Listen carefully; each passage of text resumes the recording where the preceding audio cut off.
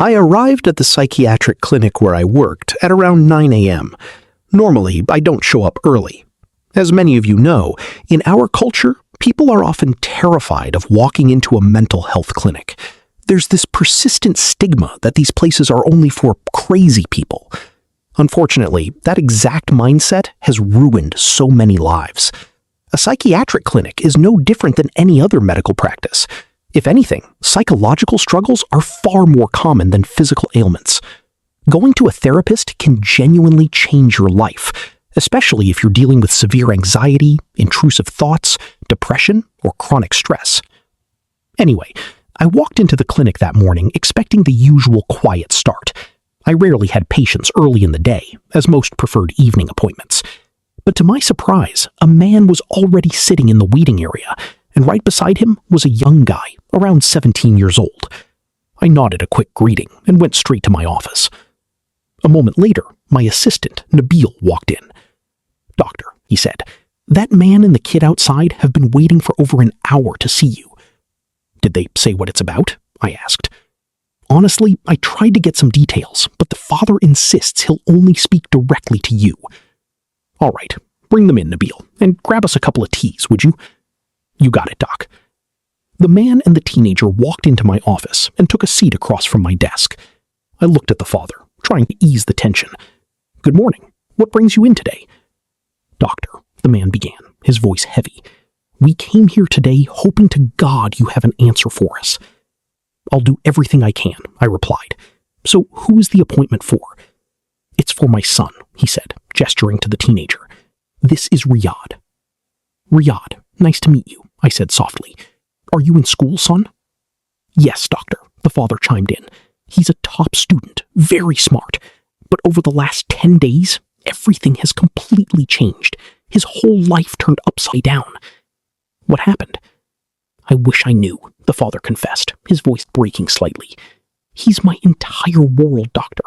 My wife and I, we raised him with so much care. Maybe too much. We sheltered him. School, home, the mosque, that was it. We didn't let him run around or hang out with the wrong crowd. Everything was fine until we moved to a new neighborhood recently. Ever since then, I don't know what got into him. He's completely different." I looked at the father. "Do you mind if I ask a favor, Mr. Riyad?" "Anything, doctor." "Could you step outside for a few minutes? I'd like to speak with Riyad alone." "Well, doctor, please, for his sake. It'll just help us talk more open and freely." The father hesitated for a second, then nodded and walked out, closing the door behind him. I turned my full attention to the boy. Up close, he looked terrible. Dark circles heavy under his eyes, skin pale, and his fingernails were raw and bitten down to the quick, a clear sign of severe chronic anxiety. "Riyad," I said gently, "you're a handsome, smart young man, but you look exhausted. Look up at me. Talk to me. What's going on?" I don't even know where to start, doctor," he mumbled, staring at the floor. "Your father's outside, Riyad. I know he's strict. Is he putting too much pressure on you?" "He means well. I know he does," Riyad sighed, his voice shaking. "He's just trying to protect me, but it's suffocating. I can't make friends. I can't leave the house except for school. It's just study, home, study, home. Honestly, I had accepted that, but that's not what this is." "Talk to me then," I encouraged, leaning in. "Treat me like an older brother. What's really hurting you?" "I'm in deep trouble, doctor," Riyad whispered, terrified. "This isn't anxiety. It isn't stress or illness. Doctor, I got involved with the Jinn." I froze for a second. "The Jinn?" "Yes," he insisted, looking me dead in the eye. "I'm wrapped up with them." "How did that happen, Riyad?" "It's a long story, but please, can you actually help me? My dad took me to religious healers, spiritual readers, traditional medicine guys. Nobody could do anything. Are you going to be able to help me?" "If we work together, yes," I assured him. "But you have to be completely honest with me. No exaggerations, no stories." "I swear I'm not lying," he pleaded. "What I'm living through right now, you can't even imagine it. It's made me hate my life, my home, everything." He took a deep breath, swallowed hard, and began recounting what happened to him 10 days ago. "It started shortly after they moved to the new neighborhood. Riyad was sitting in his bedroom, late at night, doing what he always did, study, isolated from the outside world. Out of nowhere, he heard a soft tap against his second-floor window. He froze. He looked toward the window and saw a shadow standing on the balcony outside. A teenage boy, about his age, was standing there, tapping on the glass. Terrified, Riyad slowly opened the window. "Who are you? How did you get up here?" The boy grinned. "Hey, I'm Ali. I live nearby. I saw you move in a few days ago and figured I'd come say hi." Riyad was bewildered. "Ali, why are you climbing up to my window at night? If my dad sees you, he'll kill us both." "Relax," Ali laughed softly. "I just wanted to make a friend. What are you doing in here anyway?" "Study," Riyad said all. Studying? Man, you're missing out. I spend my nights exploring. Abandoned houses, old spots. I even have a YouTube channel, Shadow and Script US YouTube channel, where I post my urban exploration videos. Riyad frowned, skeptical. "So you're one of those guys? You go into creepy places with your friends, pull wires, fake ghost noises, and try to scare people online?" Ali chuckled. "You think it's all fake?" "Of course it is," Riyad scoffed. "It's all staged." Ali's smile faded into a challenging smirk. "Tell you what, brave guy, how about I take you with me tomorrow night and show you the real deal?" "Real deal of what?" "Real ghost hunting. No fake props. Just you, me, and whatever is out there." "You're lying," Riyad said. "You probably have friends waiting to set up a prank." "Tomorrow night," Ali insisted. "Friday night. I know your parents sleep early for morning prayers. I'll come by at 1 a.m. sharp. We'll head to the old cemetery down the street. We'll turn on the phone cameras, and we'll see if you're really as brave as you talk, or if the entities out there are real." "Entities?" Riyad hesitated. "What are you talking about?" "The things that live in the dark, Riyad. Some of them don't like visitors." "I don't believe in any of that," Riyad stammered, trying to sound tough. "You can't just see stuff like that." "Prove it then," Ali pushed. "Tomorrow night, 1 a.m. Show me you're not just hiding behind your dad." Ali turned, slipped effortlessly over the balcony railing, and vanished into the dark night. Riyad stood by the window, his mind racing.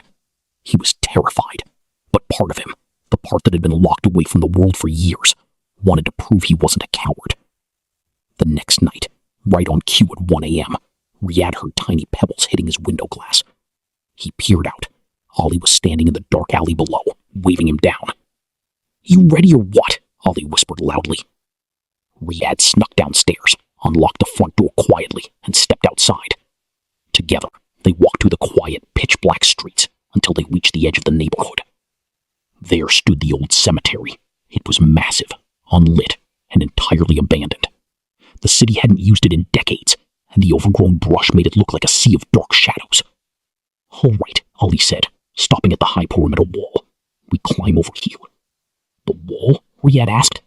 "Why don't we just use the main gate?" "The gate's chained shut, genius. Come on, jump." Ali scaled the wall with practiced ease. Riyad hesitated, then hauled himself over, dropping onto the dirt on the other side.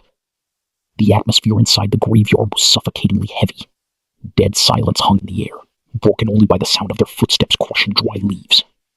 "Keep your flashlight low," Ali warned, leading the way through rows of crumbling, unmarked graves. "Don't trip into an open plot." They walked deeper into the grounds until they reached the center of the cemetery, where a cluster of massive, dead trees stretched their gnarled branches toward the night sky. It looked straight out of a horror film. "Why did you bring me all the way in here?" Riyad asked, his heart hammering against his ribs. Ali stopped and turned around slowly. "Because the last time I was here, I saw him." "Saw who?" "An old man," Ali whispered, his face dead serious. "He had a long beard, hollow eyes, but he wasn't human, Riyad. He was a jinni. When I ran, he chased me, and he moved faster than anything humanly possible. I know he's still here, and I think he knows we're here too." Before Riyad could even reply, a sudden rustling sound echoed from the dark trees right behind them. Riyad panicked. He didn't wait to see what it was. He turned around and ran as fast as his legs could carry him, sprinting blindly through the gravestones, scrambling back over the wall and running all the way back to his house. He locked himself in his room, trembling under his blanket until sunrise. the next morning, Riyad couldn't take the suspense anymore.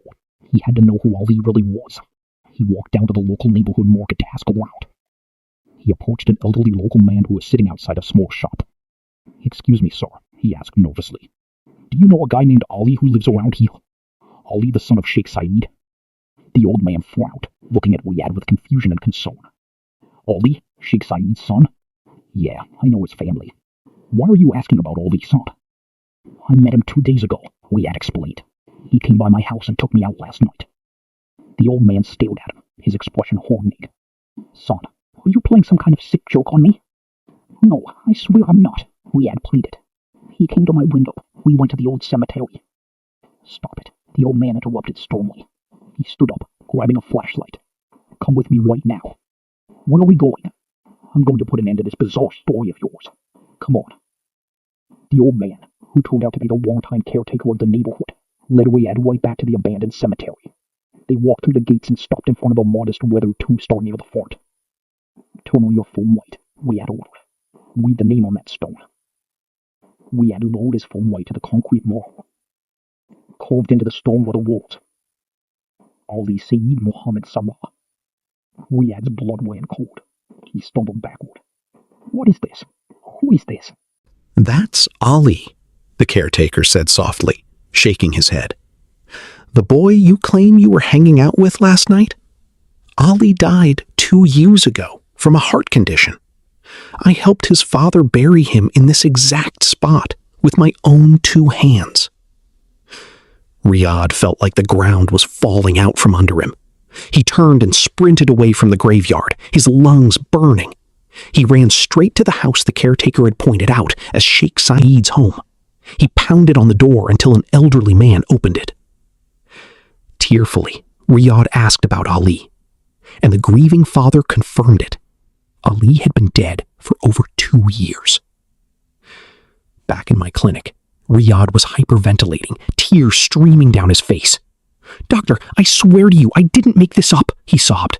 "I saw him. I talked to him. He was real." "Riyad, calm down," I tried to soothe him. "Look at me." "I can't go back there," he screamed, dropping to the floor in a full panic attack. "I'm not going back to that neighborhood. I'm not going back to that house." Hearing the screams, his father burst into the room. Seeing his son hyperventilating on the floor, he pulled him up, frantically trying to calm him down. I quickly prescribed a heavy sedative to stabilize Riyad's nerves over the next few days. That was weeks ago. To this day, Riyad still comes to my clinic every week. His condition has somewhat stabilized, but the core of his trauma remains completely untouched. As a medical professional, I have treated hundreds of patients with hallucinations, psychoses, and severe delusions. But Riyad gave me exact details about a dead boy he had no way of knowing existed. Details confirmed by the family and the entire neighborhood. He truly saw Ali. He truly went to that cemetery with him. Whether what Riyad encountered was a lingering spirit, a shape-shifting jinni, or something far worse, only God knows. What about you, listening to this right now? How would you explain what happened to poor Riyad? Shadow and Script US YouTube channel.